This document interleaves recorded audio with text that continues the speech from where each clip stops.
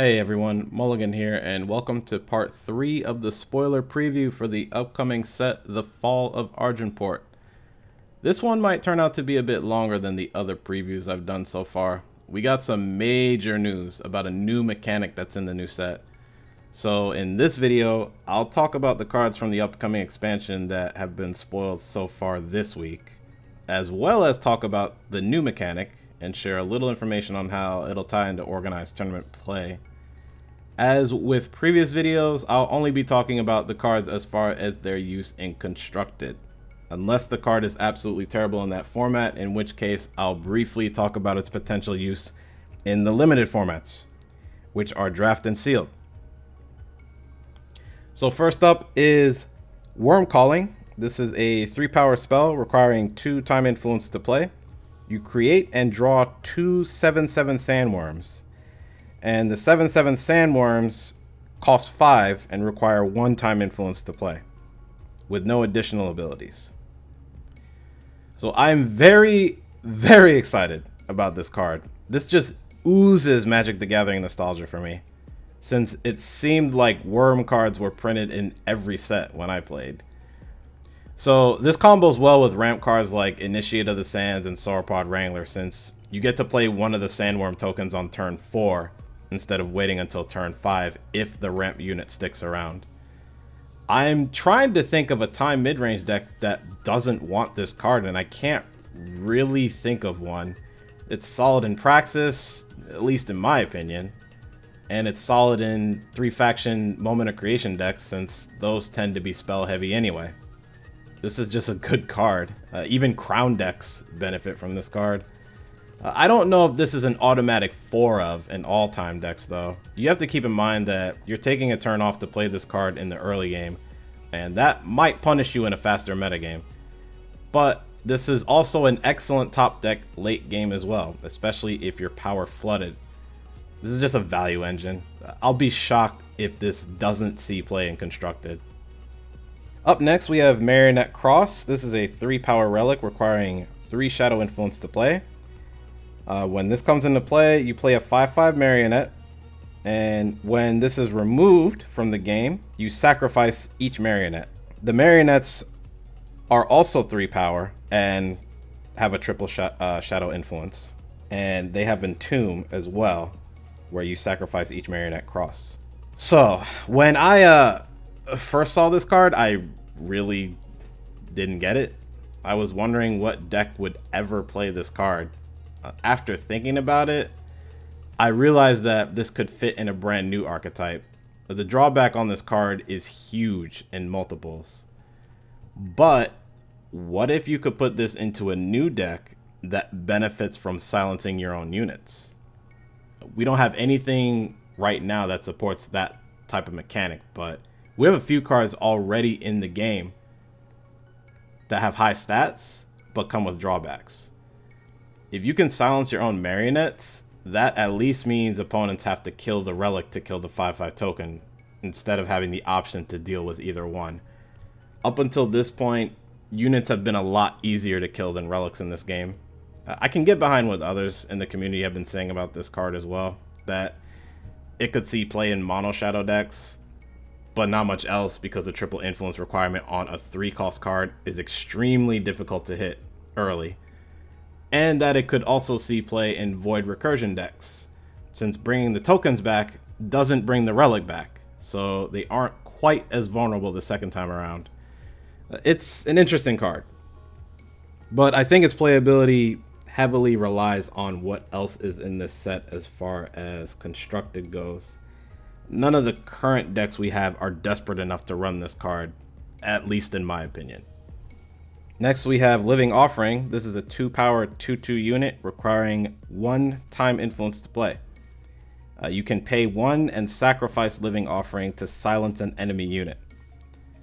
I actually really like this card. Paying 1 and sacrificing this to silence a key unit can be pretty big, especially since a 2/2 body is usually no longer relevant in the mid to late game if you're not an aggro deck. Combray doesn't need this, since they have more efficient units with silence. However, something like Xenon might want this. It's metagame dependent at the end of the day though, and it faces some pretty tough competition for a 2-drop slot, even in Xenon. This actually also has synergy with the new tribute mechanic as well. If we get enough strong tribute cards in the right factions, this could see play in those decks. Elysian is actually a good example since they lack good 2-drops. Normally I wouldn't talk about a card's potential in Limited if I think it's constructed viable, which I think this card potentially is. But I do want to say that it'll see play in Limited if nowhere else, since a 2/2 body for 2 is pretty decent in general, and silencing a flyer or something like a Valkyrie Arcanist can be huge. Now we get to the meat of this video. There was a big announcement from Direwolf regarding a brand new mechanic from the fall of Argenport called the Market. We're also getting merchants, which are a brand new tribe in Eternal and are tied to the Market. The information I'm about to share is from the latest article on Direwolf's website. I won't read off every card, but I will say that each merchant costs 3 power, has a single influence requirement for their faction, and all of them have the same summon ability where you can swap a card from your hand with a card in your market that's the same faction as the merchant itself. The main differences are that each of them have their own unique stat line and ability in addition to the summon effect.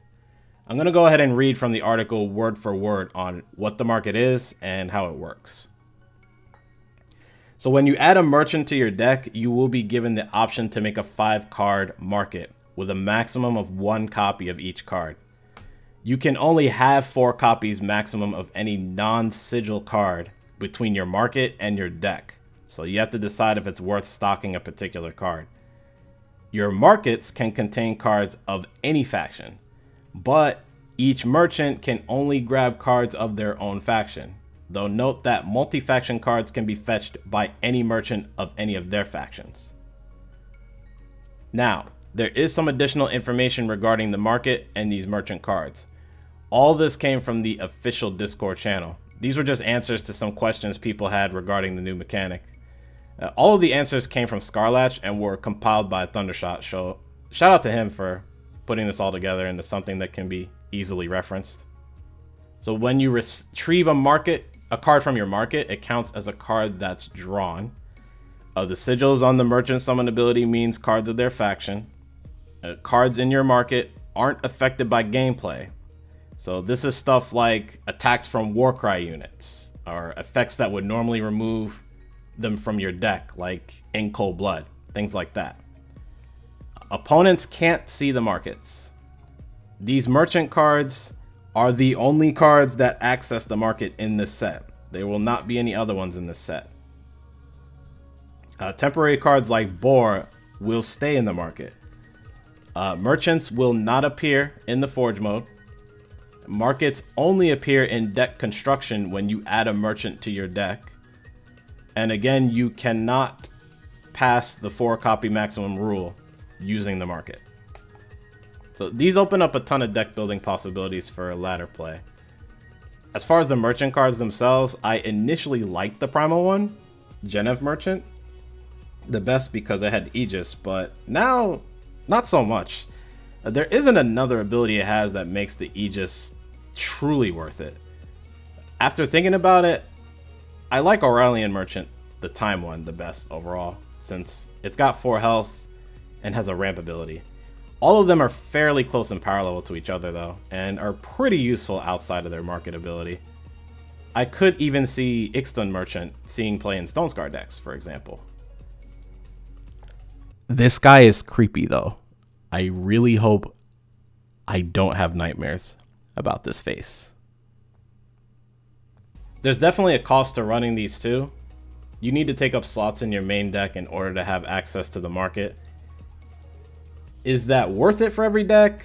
It will be, only if the meta changes the way everyone expects it to with this mechanic. Not only do you have to keep slots open for these in your main deck, but you have to draw these too. And if there's anything I've learned from playing this game with 75 card decks, it's that sometimes even 4 copies of something isn't enough. You may never get to access the market to get that card you need to host your opponent's deck. Could you run more than 4 in a 2 or 3 faction deck? Sure. But then you're taking up even more deck slots for 3 drops that have decent stat lines and abilities, but by no means are amazing. There's also the cost of swapping a card in your hand for a card from your market. You won't have any other way to get the card you swapped back unless you draw and play another merchant. The flip side is that this can let you swap extra power out of your hand, so these actually help with power flooding. You can even run specific banners, seats, or even crests in your market to get them with a merchant if you need power or specific influence. Regardless, these could completely change the way decks are built in Eternal and turn the current metagame on its head, even more than previous sets. There's some other information I wanted to share as well. There was confirmation a while back that organized tournament play is coming to Eternal soon. Scarlatch did mention on Discord that they're looking to do organized play as a best of 3 format utilizing the market mechanic. So if anyone was wondering if Eternal would ever use sideboards similar to Magic as far as organized tournament play, the answer wasn't yes or no, but kind of. I want to stress that we have very little information on how organized play is going to work.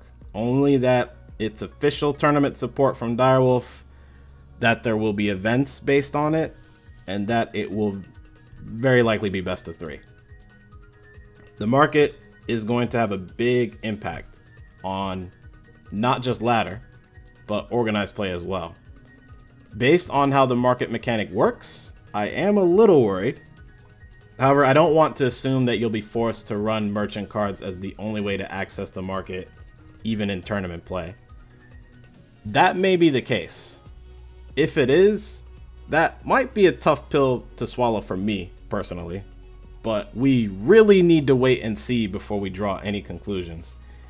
Even if that's the case, we still need to play the format first before passing judgment.